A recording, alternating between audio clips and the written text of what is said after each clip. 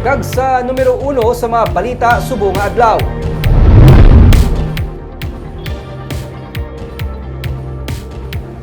LPA nagadala sang pag-ulan sa Visayas. Biyahe sa mga Ro-Ro vessel halin sa Cebu pa San Carlos City nagbalik na.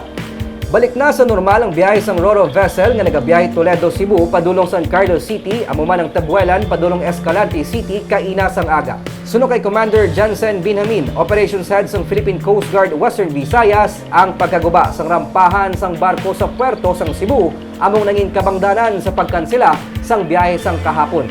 Sa report sang Philippine Coast Guard Region 7, may pila na ka mga pasahero nga stranded sa nagkalain-lain nga mga puerto sa Cebu tugas ang pag-untat sa mga biyahe. Ang biyahe halin Cebu padulong Bohol kag Ormoc ang nag-resume naman. Wala naman ginkansela ang biyahe sang fast craft kag Ro-Ro nga halin Bacolod pa Iloilo kag vice versa. May low pressure area nga gina-monitor sa karon ang Pag-asa 475 kilometers east sang Hinatuan, Surigao del Sur. Yari na ini sa sulod sang Philippine Area of Responsibility kag may magamay nga posibilidad nga mangin isa ka bagyo.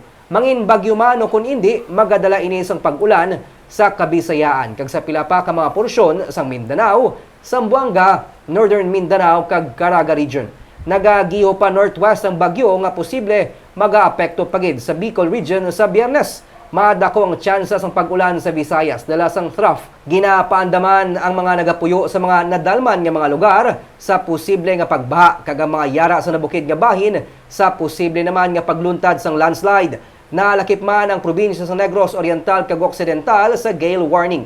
Ginadumilian ang pagbiyahe sa mga sakayan nga may kabugaton nga 250 tons panubo. May gale warning sa aton nga area of responsibility.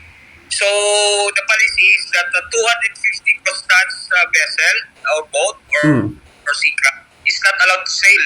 Okay. But then again, kung nasa special area ka, like sa Iloilo and Guimaras and Boracay to Katiklan, those are special areas. So it really depends on the area commander if makita niya ang dagat na kalmado man because ang biyahe na 10 to 15 minutes lang naman ang makita man sa kabila.